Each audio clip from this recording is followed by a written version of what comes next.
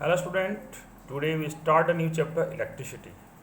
Electricity is a very important place in the modern society in control and convent from the energy of variety of the user in the house, school, hospital, industry and so on. What is the constitution of electricity? How does flow the electricity current? What is the factor that control and regulate the electric current in a circuit? In all type of the question we discuss in the chapter and also discuss the heating effect of electric current and applications. First of all, we discuss on the electric current and circuit. Electric current, that we are the familiar that the air current and water current, that means the water flow flow in the rivers is called the water current, and air is the flow in the environment is called air current, such that electric charge is the flow of the charge the conductor such as wire. We say that electric current current of the conductor. In the torch we know that the cell provide the flow of the charge of electricity to glow the bulb.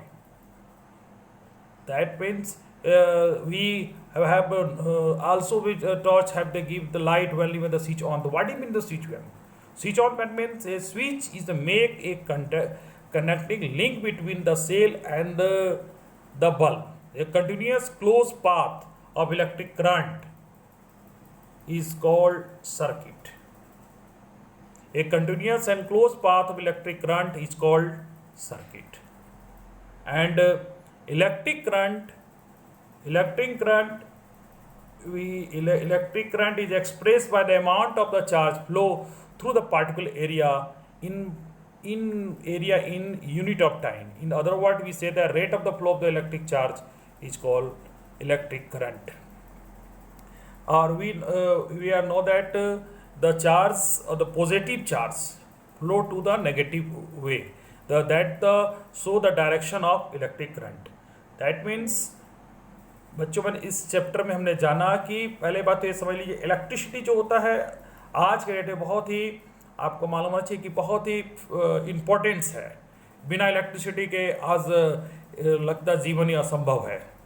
जितना भी इसको क्या है, electricity को किसी भी energy में convert किया जा सकता है. Sound energy, light energy, heat energy, इसमें आप उसको कन्वर्ट कर सकते हैं.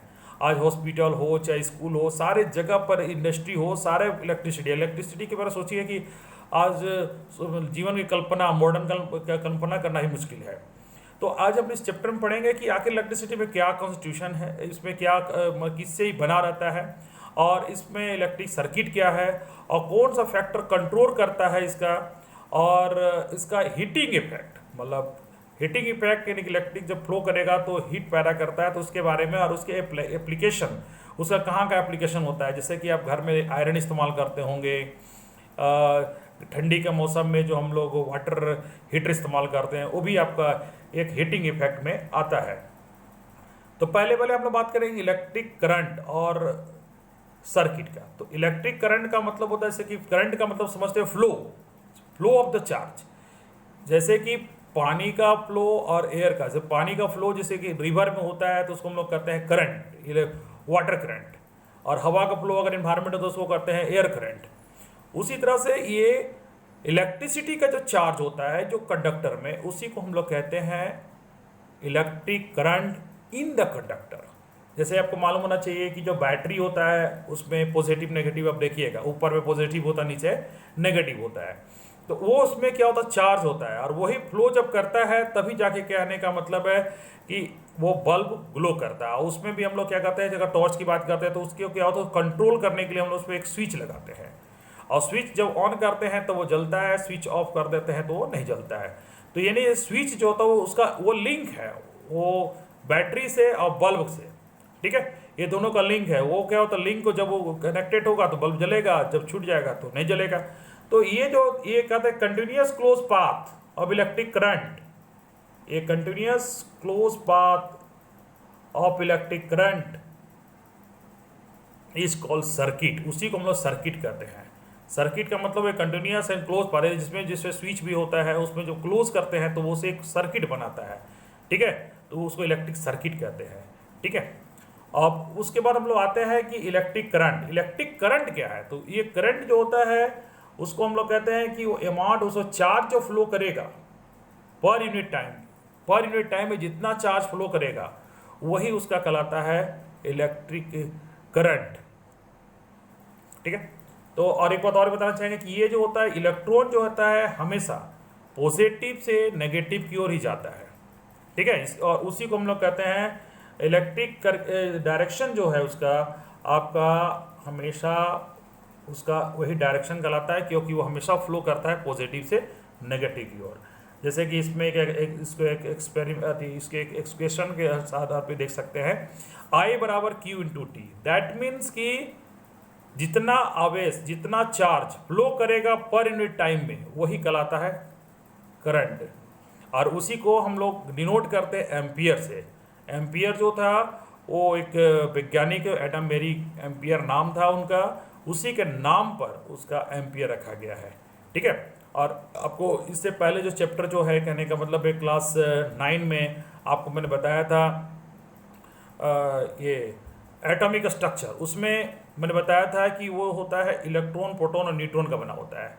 तो ये जो चार्ज फ्लो होता है वो इलेक्ट्रॉन का होता है, और कहा जाता है कि इसमें जो चार्ज होता है वो charge of containing nearly 6 × 10⁻18 electron.